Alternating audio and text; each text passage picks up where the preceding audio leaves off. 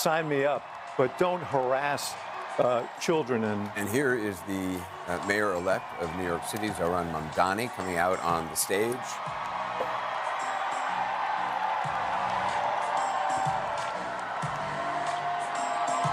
Let's listen into the crowd and to his speech.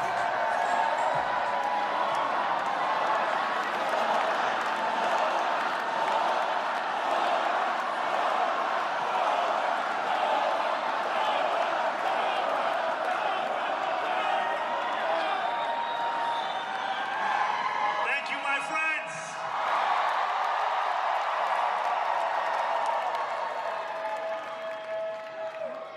The sun may have set over our city this evening, but as Eugene Debs once said, I can see the dawn of a better day for humanity. For as long as we can remember, the working people of New York have been told by the wealthy and the well-connected that power does not belong in their hands. Fingers bruised from lifting boxes on the warehouse floor, palms calloused from delivery bike handlebars, knuckles scarred with kitchen burns. These are not hands that have been allowed to hold power. And yet, over the last 12 months, you have dared to reach for something greater. Tonight, against all odds, we have grasped it. The future is in our hands. My friends, we have toppled a political dynasty.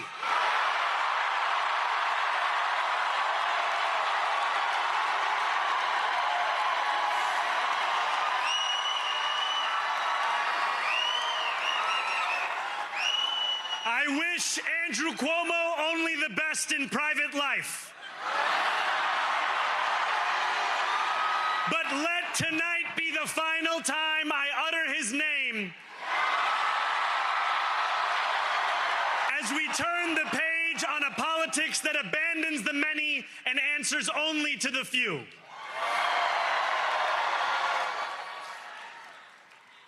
New York, tonight you have delivered a mandate for change, a mandate for a new kind of politics, a mandate for a city we can afford, and a mandate for a government that delivers exactly that. On January 1st, I will be sworn in as the mayor of New York City.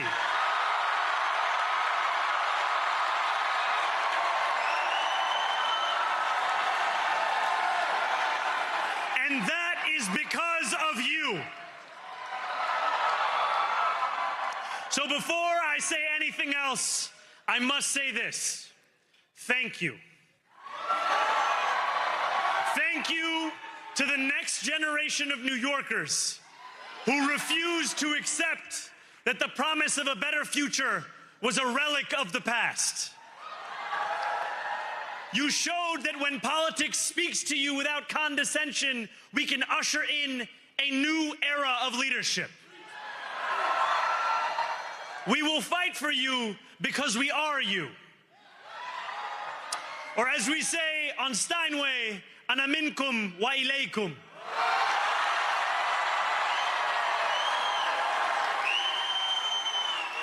Thank you to those so often forgotten by the politics of our city who made this movement their own.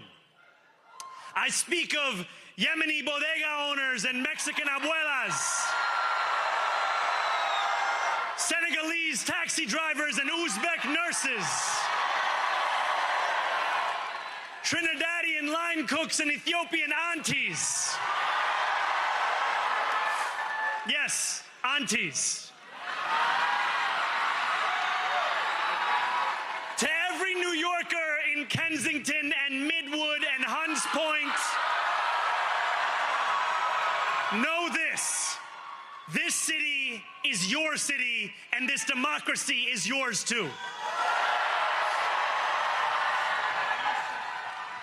This campaign is about people like Wesley, an 1199 organizer I met outside of Elmhurst Hospital on Thursday night. A New Yorker who lives elsewhere, who commutes 2 hours each way from Pennsylvania because rent is too expensive in this city.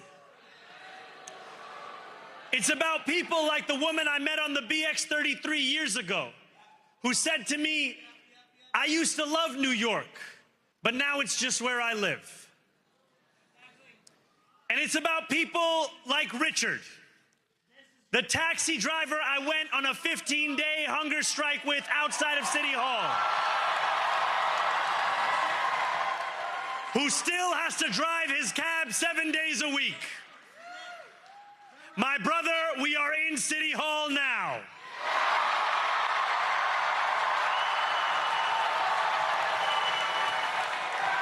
This victory is for all of them, and it's for all of you. The more than 100,000 volunteers who built this campaign into an unstoppable force. Because of you, we will make this city one that working people can love and live in again.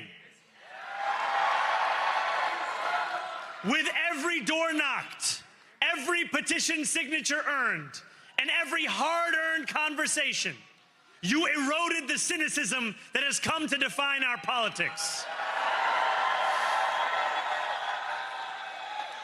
Now, I know that I have asked for much from you over this last year.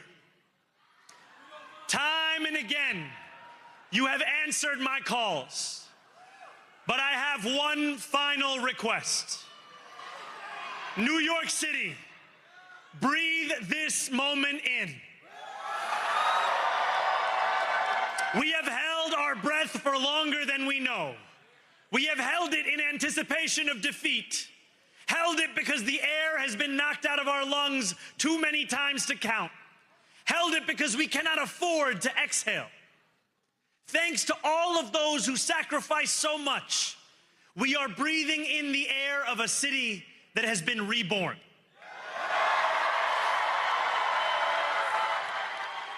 To my campaign team, who believed when no one else did, and who took an electoral project and turned it into so much more, I will never be able to express the depth of my gratitude. You can sleep now. To my parents, Mama and Baba, you have made me into the man I am today. I am so proud to be your son. And to my incredible wife, Rama,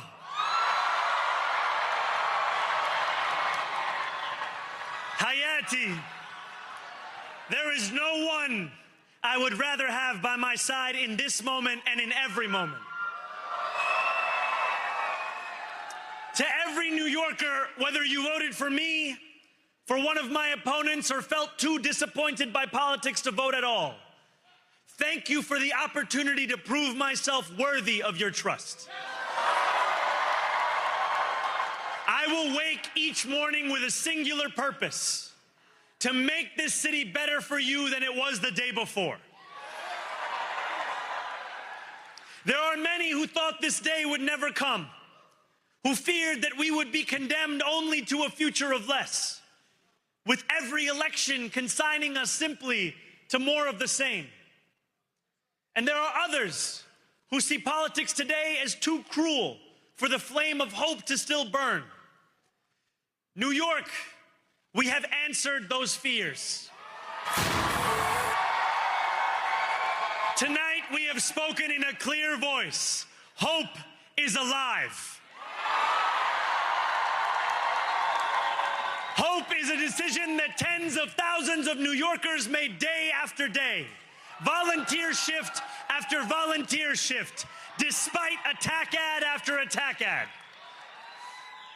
more than 1 million of us stood in our churches, in gymnasiums, in community centers, as we filled in the ledger of democracy. And while we cast our ballots alone, we chose hope together. Hope over tyranny. Hope over big money and small ideas. Hope over despair. We won because New Yorkers allowed themselves to hope that the impossible could be made possible. And we won because we insisted that no longer would politics be something that is done to us. Now it is something that we do.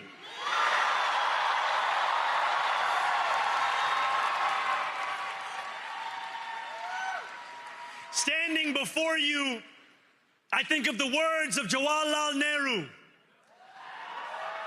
A moment comes but rarely in history when we step out from the old to the new, when an age ends and when the soul of a nation long suppressed finds utterance. Tonight we have stepped out from the old into the new. So let us speak now with clarity and conviction that cannot be misunderstood about what this new age will deliver and for whom. This will be an age where New Yorkers expect from their leaders a bold vision of what we will achieve, rather than a list of excuses for what we are too timid to attempt. Central to that vision will be the most ambitious agenda to tackle the cost of living crisis that this city has seen since the days of Fiorello LaGuardia.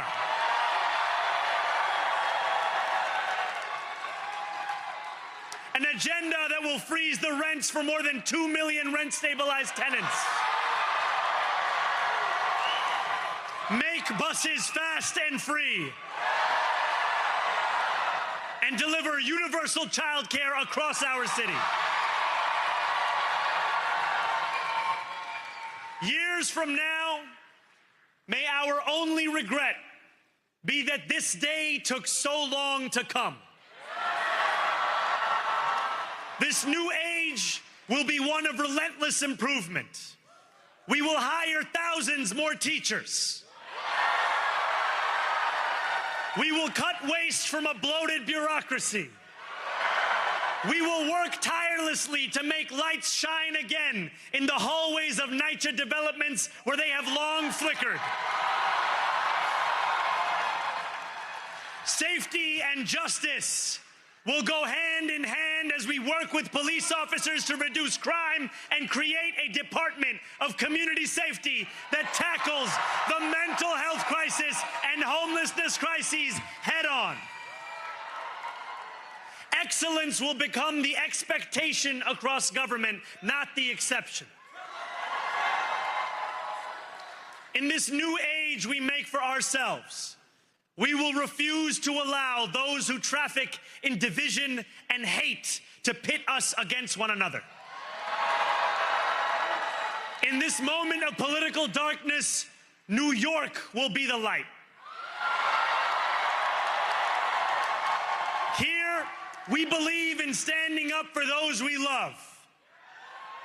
Whether you are an immigrant, a member of the trans community, one of the many black women that Donald Trump has fired from a federal job, a single mom still waiting for the cost of groceries to go down, or anyone else with their back against the wall, your struggle is ours too. And we will build a city hall that stands steadfast alongside Jewish New Yorkers and does not waver in the fight against the scourge of anti-Semitism. Where the more than 1 million Muslims know that they belong. Not just in the 5 boroughs of this city, but in the halls of power.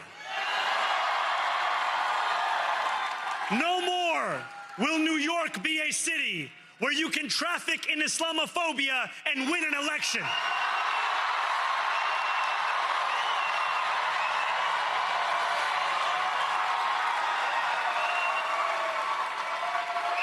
This new age will be defined by a competence and a compassion that have too long been placed at odds with one another. We will prove that there is no problem too large for government to solve and no concern too small for it to care about. For years, those in City Hall have only helped those who can help them. But on January 1st, we will usher in a city government that helps everyone. Now, I know that many have heard our message only through the prism of misinformation. Tens of millions of dollars have been spent to redefine reality and to convince our neighbors that this new age is something that should frighten them. As has so often occurred, the billionaire class has sought to convince those making $30 an hour that their enemies are those earning $20 an hour. They want the people to fight amongst ourselves so that we remain distracted from the work of remaking a long broken system. We refuse to let them dictate the rules of the game anymore. They can play by the same rules as the rest of us. Together, we will usher in a generation of change. And if we embrace this brave new course, rather than fleeing from it, we can respond to oligarchy and authoritarianism with the strength it fears, not the appeasement it craves. After all, if anyone can show a nation betrayed by Donald Trump how to defeat him, it is the city that gave rise to him.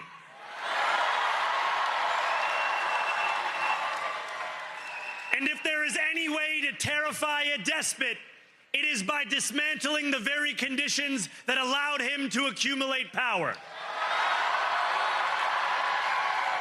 This is not only how we stop Trump, it's how we stop the next one. So, Donald Trump, since I know you're watching, I have 4 words for you. Turn the volume up.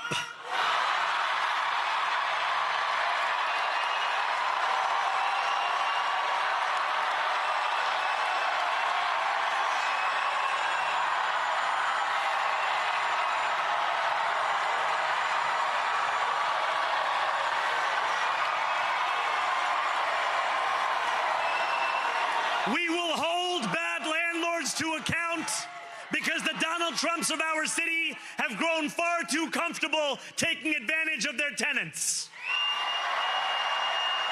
We will put an end to the culture of corruption that has allowed billionaires like Trump to evade taxation and exploit tax breaks. We will stand alongside unions and expand labor protections because we know, just as Donald Trump does, that when working people have ironclad rights, the bosses who seek to extort them become very small indeed. New York will remain a city of immigrants, a city built by immigrants, powered by immigrants, and as of tonight, led by an immigrant.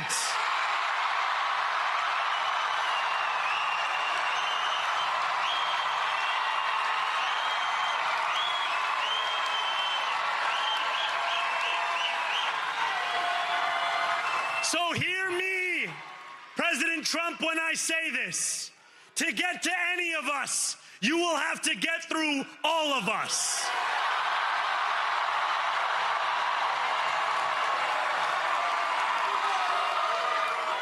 When we enter City Hall in 58 days, expectations will be high. We will meet them. A great New Yorker once said that while you campaign in poetry, you govern in prose. If that must be true, Let the prose we write still rhyme, and let us build a shining city for all. And we must chart a new path, as bold as the one we have already traveled. After all, the conventional wisdom would tell you that I am far from the perfect candidate. I am young, despite my best efforts to grow older. I am Muslim. I am a democratic socialist. And most damning of all, I refuse to apologize for any of this. And yet, if tonight teaches us anything, it is that convention has held us back. We have bowed at the altar of caution, and we have paid a mighty price. Too many working people cannot recognize themselves in our party. And too many among us have turned to the right for answers to why they've been left behind. We will leave mediocrity in our past. No longer will we have to open a history book for proof that Democrats can dare to be great. Our greatness will be anything but abstract. It will be felt by every rent-stabilized tenant who wakes up on the first of every month, knowing the amount they're going to pay hasn't soared since the month before. It will be felt by each grandparent who can afford to stay in the home they have worked for, and whose grandchildren live nearby because the cost of childcare didn't send them to Long Island. It will be felt by the single mother who is safe on her commute and whose bus runs fast enough that she doesn't have to rush school drop-off to make it to work on time. And it will be felt when New Yorkers open their newspapers in the morning and read headlines of success, not scandal. Most of all, it will be felt by each New Yorker when the city they love finally loves them back.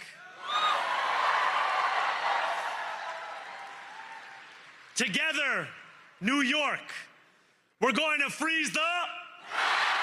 Together, New York, we're going to make buses fast and... Together, New York, we're going to deliver universal... Let the words we've spoken together, the dreams we've dreamt together, become the agenda we deliver together.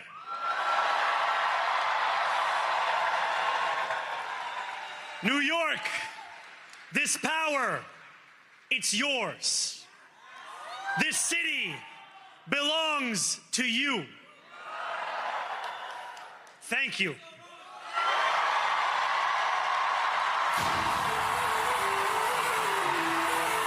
Zohran Mamdani, next mayor of New York City. And John, what you make of that? Well, look, I've got divided reactions from my friends to this speech. First of all, you got to give the guy the credit. He defeated Democratic Party royalty, the Cuomo. That's a royal family in our party. Defeated them. Defeated the oligarchs and rich folks who jumped in to try to stop him, and then defeated Donald Trump. So the triumphalism that you see there is earned. A year ago, nobody ever heard of the guy.